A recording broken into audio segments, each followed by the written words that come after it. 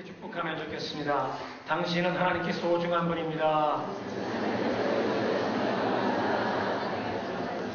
아멘. 오늘 설교 말씀을 시작하기 전에 먼저 한 가지 광고 말씀을 드리기를 원하는데요. 10월달 한 달 동안 저희가 미스바 구국 성회를 선포하고 매주 금요일 저녁마다 저희가 함께 나와서 기도하겠습니다. 우리 대한민국을 위해서 또 우리 미국 우리가 살고 있는 다코마이 성미 지역을 위해서 하나님께 우리가 깨어 기도해야 할 때입니다. 그래서 함께 기도하시고 특별히 하나님께서 지금 이 시즌에 우리 다코마 중앙장로교에 어떤 메시지를 주시느냐, 이렇게 우리 성도들을 신방하고 어려움 가운데 있는 우리 성도들을 위해서 기도하면서 하나님께서 이렇게 강단에서 선포되는 메시지를 듣게만 하시는 것이 아니라 그 메시지를 삶으로 실습하도록, 체험하도록, 적용하도록 그런 우리를 테스트에, 실습 과정에 참여시키는 그런 모습을 보게 됩니다. 그냥 주일날 설교 말씀 듣고 좋은 말씀 들었다 그렇게 끝나게 버려두시지 않고 그 선포된 하나님의 말씀을 내 삶으로 한번 살아내도록, 실천하도록 그렇게 강제로 집어넣으시는 그런 상황을 제가 많이 보고 있습니다. 사무엘상 말씀을 저희가 새벽에 지금 묵상하고 있는데요. 사무엘상 7장에 보면 미스바 성회가 있습니다. 미스바 성회는 사무엘이 이스라엘 백성들에게 지금 고통스럽으니까 우상을 다 버리고 오직 하나님만 섬기기로 하시오. 그러면 하나님이 여러분들을 여러분에서 건져주실 것입니다. 백성들이 우상을 다 버렸습니다. 그리고 하나님만 섬기기로 결단하는 모습을 보입니다. 그러면 미스바에 모이시오. 내가 여러분들 위해 하나님 앞에 기도해 주겠습니다. 미스바로 모였습니다. 하루를 금식하며 하나님 앞에 엎드려 있는데 이스라엘 백성들이 미스바에 모였다는 얘기를 듣고 블레셋이 공격해 들어옵니다. 그런데 그 상황에 블레셋이 공격해 들어오는 건 민족 전멸의 위기입니다. 왜냐하면 그 전에 이미 블레셋과 전쟁이 있어서 첫 번째 전투에 패배를 한 다음에 백성의 이 장로들이 우리가 하나님의 언약궤를 모셔다가 이 전쟁 때 모셔다가 출동시켜서 우리가 승리를 이루자. 하나님의 언약궤를 모셔왔는데 전쟁에서 참패하고 언약궤도 빼앗기고 수많은 군인들이 살상을 당했습니다. 그 상황에서 이제 더 이상 블레셋과 싸울 수 있는 용기도 없고 병력도 없습니다.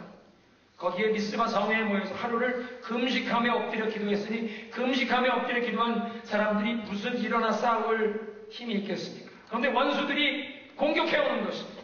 생각해 보십시오. 하나님만 섬기겠다고 우상을 버리고 정말 마음속으로 하나님만 섬기겠다는 결심을 보이고 금식하는 사람들에게 왜 이런 재앙이 몰려옵니까?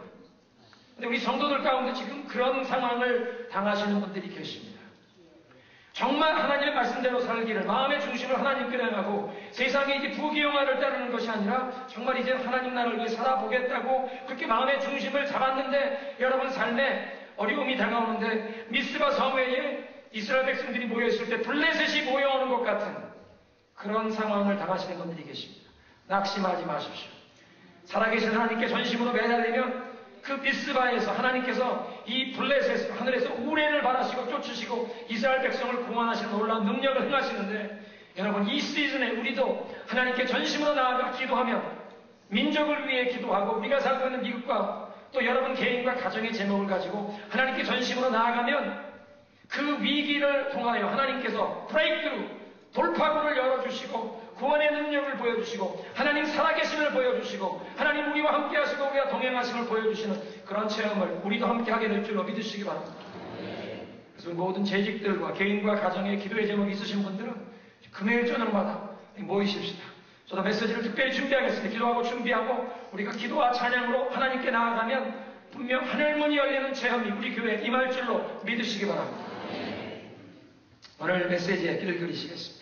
사람이 살아가기 위해 꼭 필요한 것이 몇 가지가 있는데 오늘은 우리 인생에 꼭 필요한 기쁨에 대해서 성경 말씀을 통해 함께 묵상해 보겠습니다.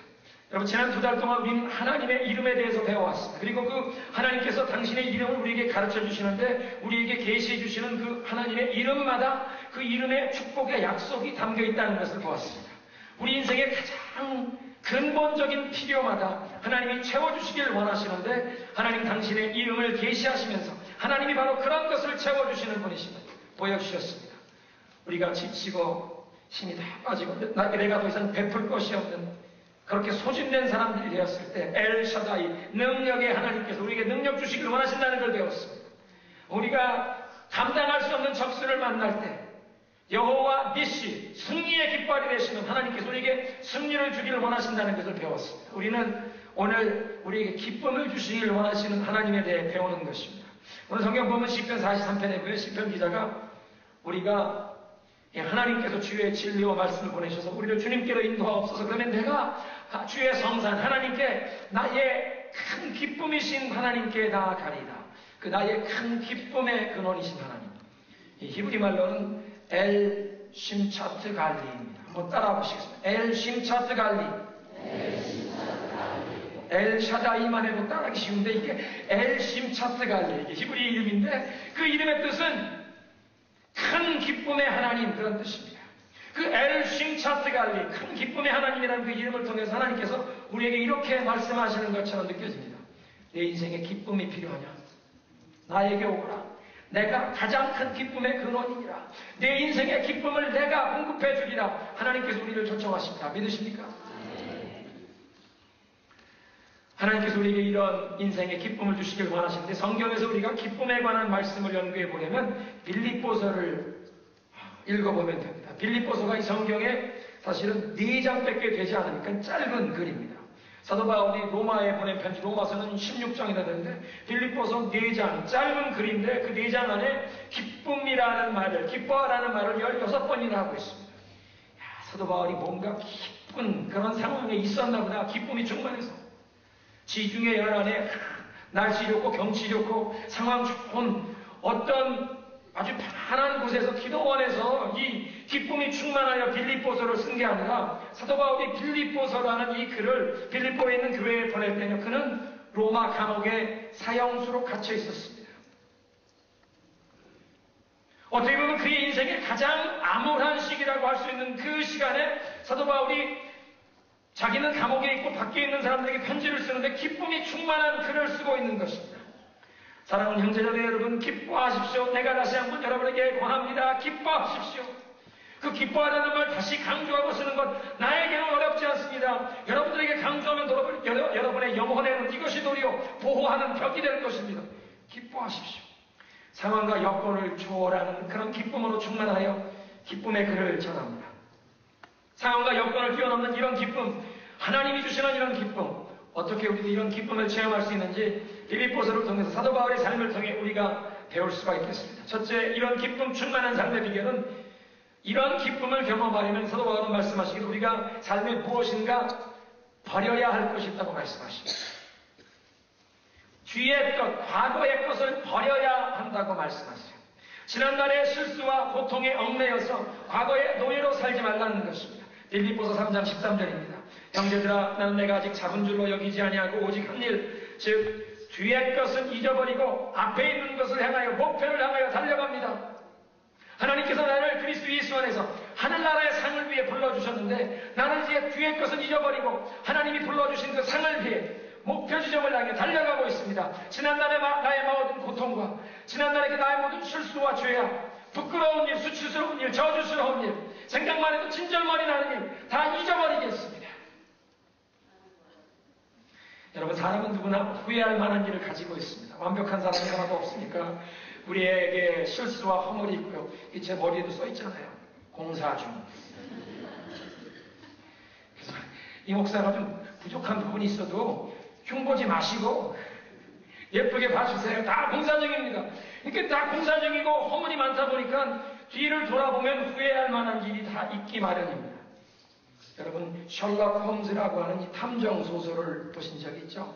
아터 도일이라고 하는 그 아터 도일 경이 한 번은 런던에서 자기네 그 런던의 영국의 유명한 사회 저명 인사 한 8명에게 발신자가 누군지 밝히지 않고 비밀 편지를 보냈습니다. All is found out, flee at once. 모든 것이 다 발각되어서 들통이 났습니다. 즉시 피하시오. 모든 것이 다 들통났습니다. 즉시 피하시오.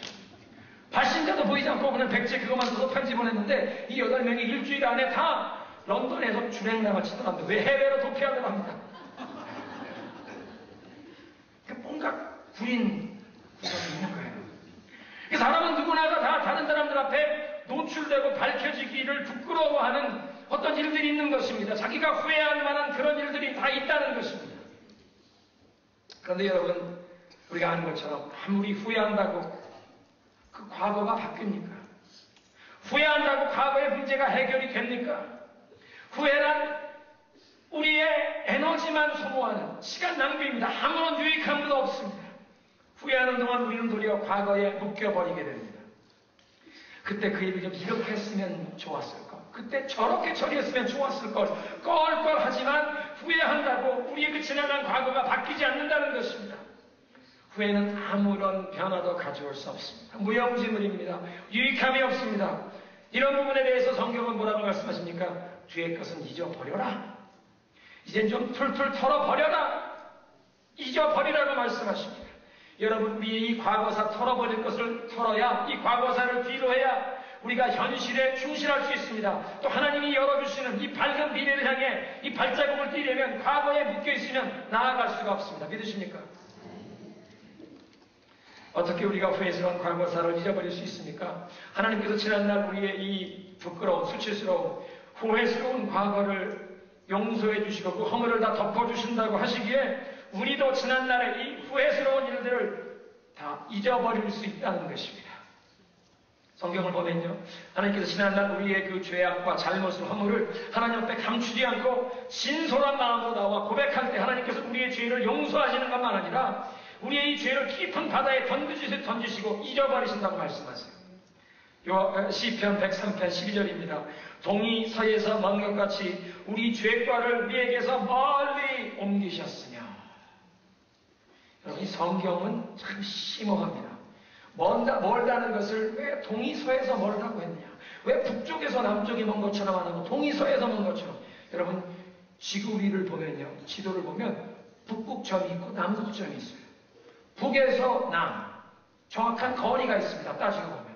북에서 어디로 가면 남쪽, 거기서부터 다시 북쪽으로 가는 겁니다. 유한한 거리입니다.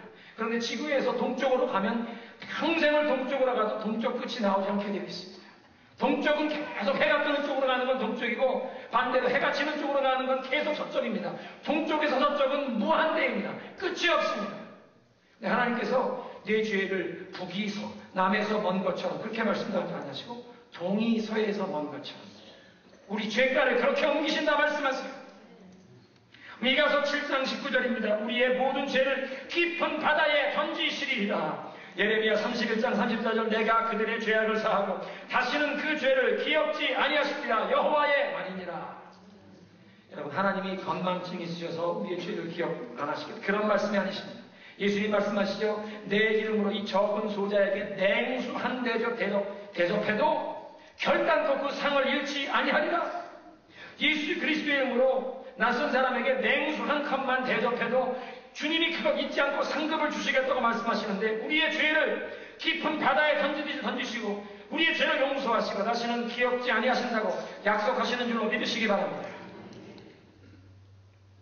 그래서 하나님께서 우리의 진실된 마음으로 뉘우치고 회개한 지난날의 실수와 허물 그 모든 일에 대해서 용서하시고 더 이상 기억지 아니하신다면 저와 여러분도 그 과거의 후회스러운 일을 더 이상 기억하지 않고 주님이 열어주시는 밝은 미래를 향해 나아가야 할 줄로 믿습니다.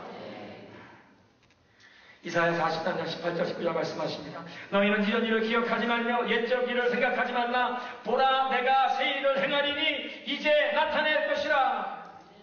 한번 따라해서 주여, 내 인생에 새 일을 행하소서.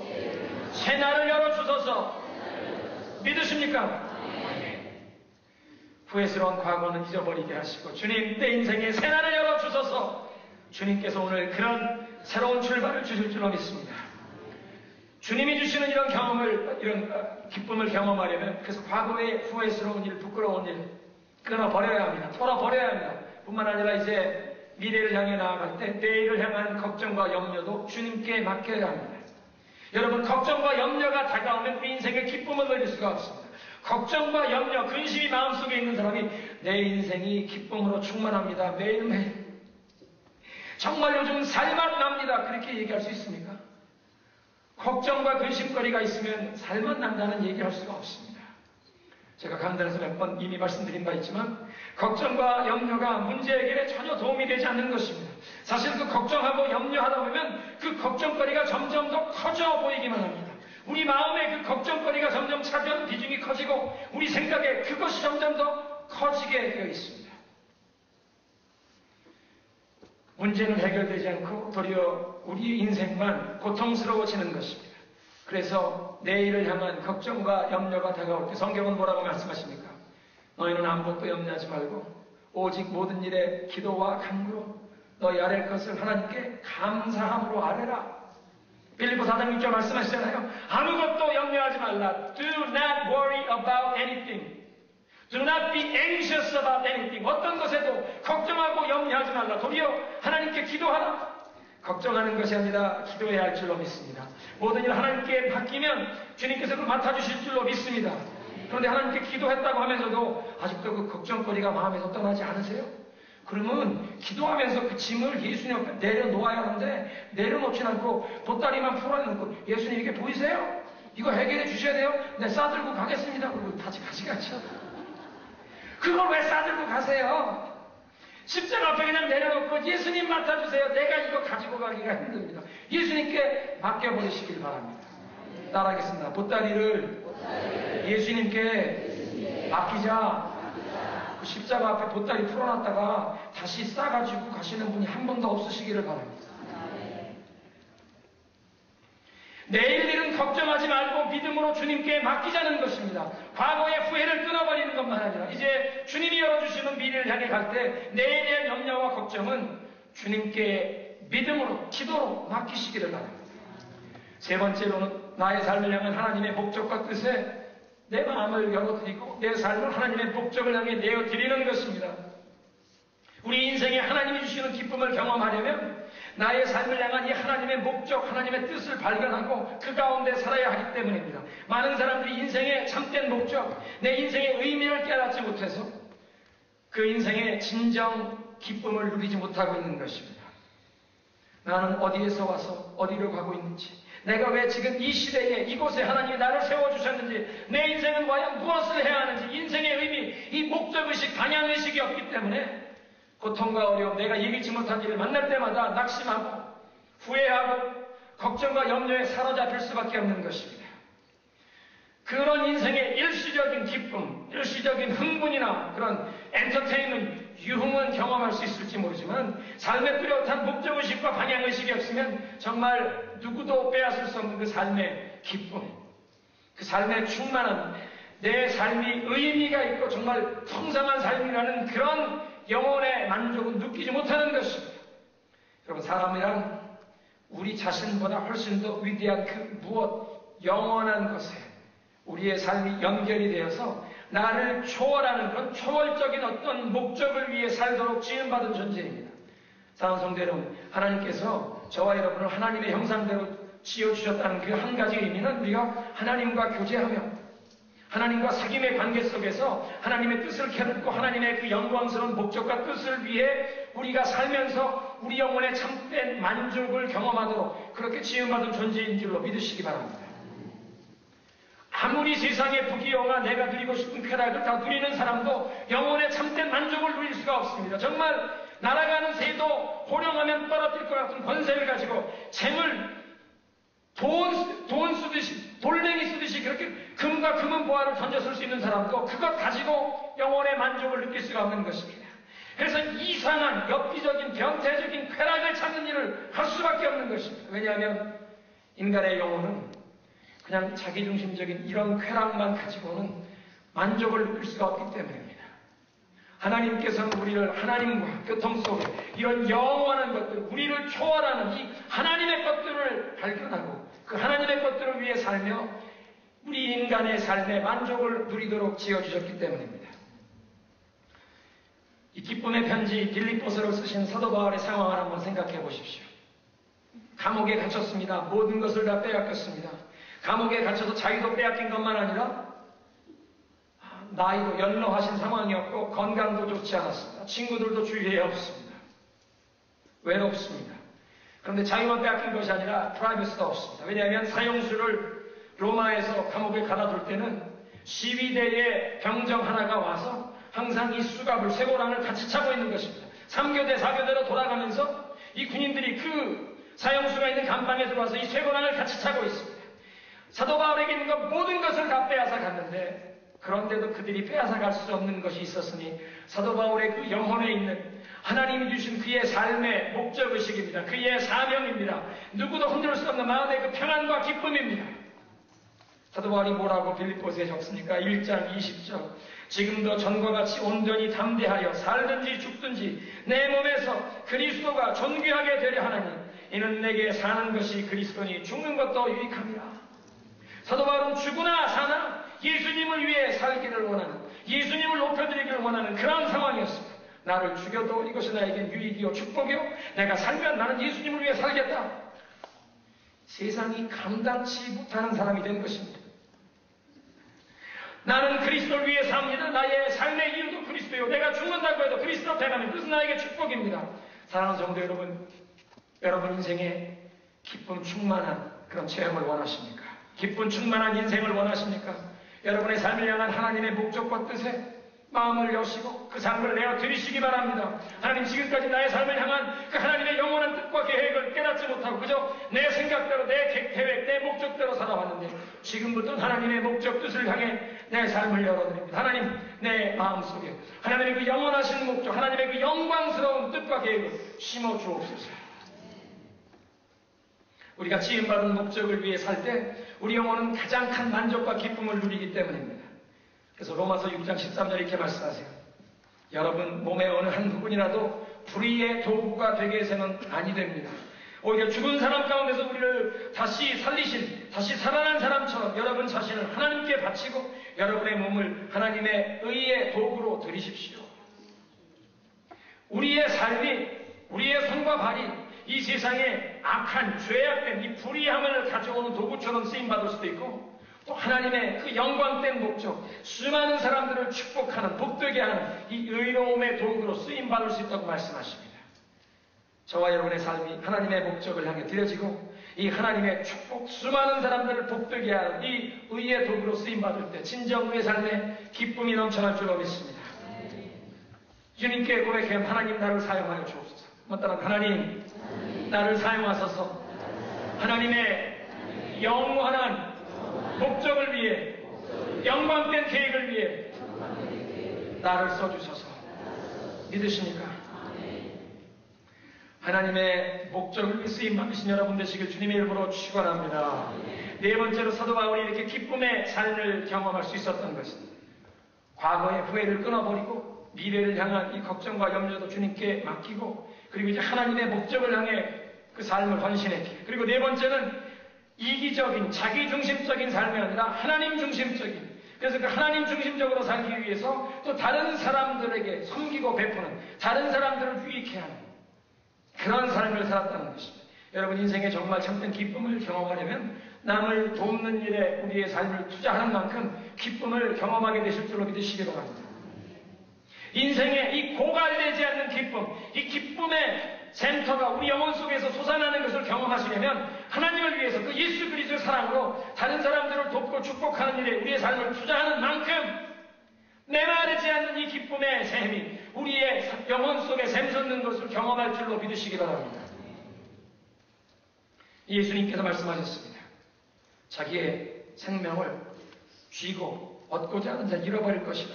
하나님을 위하여, 복음을 위하여, 하나님 사랑, 이웃 사랑을 위하여 자기의 인생을 내어놓는 사람은 정말 그 생명을 얻으리라. 삶의 의미가 있고 값어치가 있는, 기쁨이 있는, 보람이 있는 그런 인생을 경험하게 될 거라고 말씀하십니다. 사도 바울의 모습을 보십시오. 감옥에 갇혀있는 사람이 밖에 있는 사람에게 편지 쓰는데 내가 억울합니다. 탄원서를 우리 형제에게 올려주셔서 나를 좀 여기서 빼주시오. 여기서 내가 너무 고통이 많습니다. 돈을 좀 모금해서 보내고 나 사식 좀 넣어줘요. 이런 말을 하나도 쓰지 않고 밖에 있는 성도들에게 편지를 쓰는데 그들을 향한 사랑과 관심만 표현하고 있습니다. 빌립보서 4장 1절. 그러므로 사랑하고 사모하는 나의 형제 여러분, 나의 기쁨이요 나의 면류관이 사랑하는 여러분, 이와 같이 주님 안에서 든든히 서십시오. 빌립보 교회 성도들이 영적으로 그들의 믿음이 든든히 서가기를 그것을 염려하고 있습니다. 여러분은 나의 기쁨이요 하나님 앞에서 면류관입니다.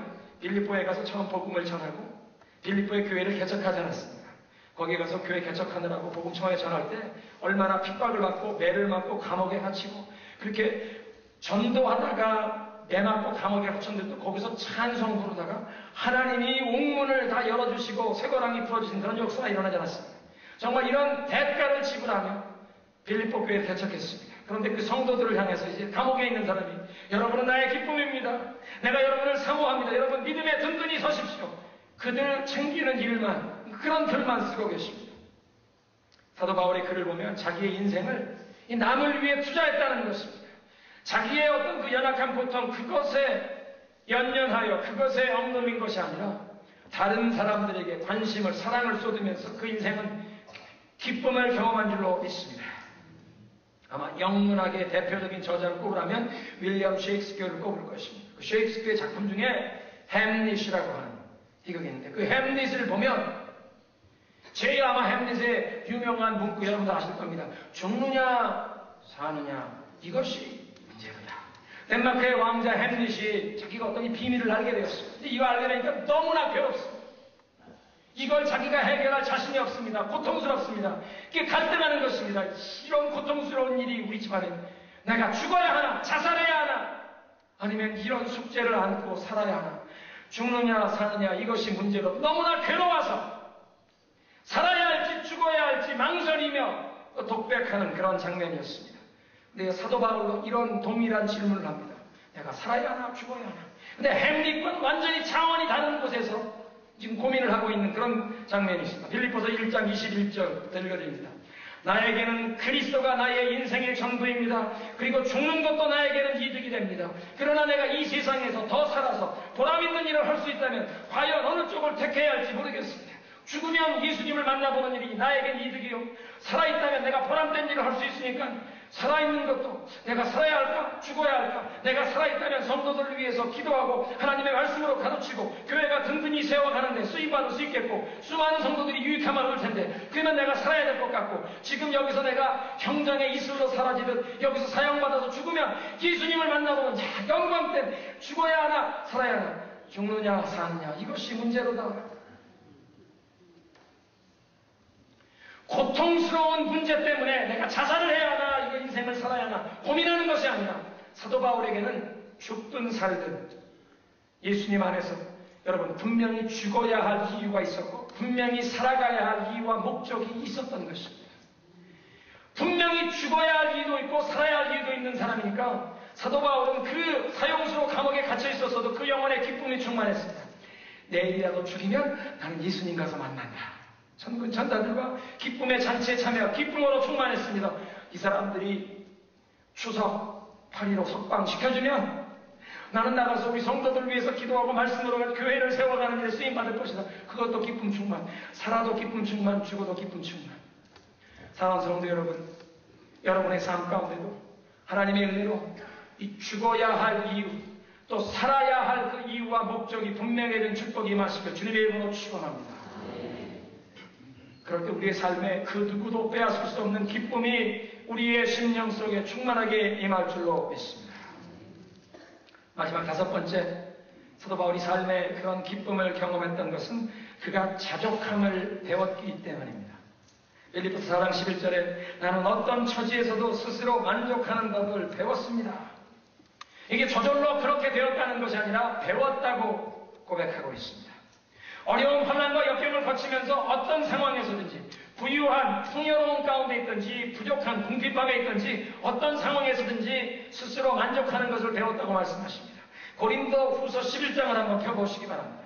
고린도 후서 11장에 보면요 사도 바울이 성도들에게 글을 쓰는데 교회에 그 당시에 사도라고 예수 그리스도의 복음을 전하는 일꾼이라고 스스로 자칭 일꾼이라고 이렇게 다니면서 교회에 무리를 일으키는 그런 일부 인사들이 있었습니다. 그래서 이제 그 사람들과 정말 이 고린도 교회 성도들을 위해서 하나님의 진리, 예수 그리스도의 그 말씀을 그 심장을 가지고 가르치는 당신의 그 어떤 이제 갈등 사이에서 이런 글을 쓰고 있습니다. 고린도 후서 11장 23절입니다. 그들이 그리스도의 일꾼이냐 정신없는 말을 하거니와 나는 더욱 그러하도다. 내가 수고를 넘치도록 하고 옥에 갇히기도 더 많이 하였고 매도 수없이 맞았고 여러 번 죽을 뻔하였으니 유대인들에게서 40에서 하나 감한 매를 5번 맞았으며 태형을 하는데 40대를 때리면 사람이 죽을까봐 39대만 때렸다는 것입니다. 25절. 3번 태장으로 맞고 1번 돌로 맞고 3번 배를 타고 가다가 파선했고 1주야를 깊은 바다에서 지냈으며 여러 번 여행하면서 강의 위험, 강도의 위험, 동족의 위험, 이방인의 위험, 시내의 위험, 광야의 위험, 바다의 위험, 거짓 형제 중의 위험. 자기도 예수 믿는 사람이라고 친구인 척하는데 사실은 밀고 하고 고통을 주는 이 거짓 형제의 위험. 27절에 또 수고하며 애쓰고 여러 번 자지 못하고 굶주리며 목마르고 여러 번 굶고 춥고 헐벗었노라. 이런 일은 고사하고라도 아직도 날마다 내 속에 마음을 누르는 일이 있으니 곧 모든 교회를 위하여 염려하는 것이라. 누가 연약해지면 나도 그 연약함을 느끼지 아니하며 누가 실족하여 죄의 그 발이 얽매이게 되면 내 속에 애타오르지 않습니까?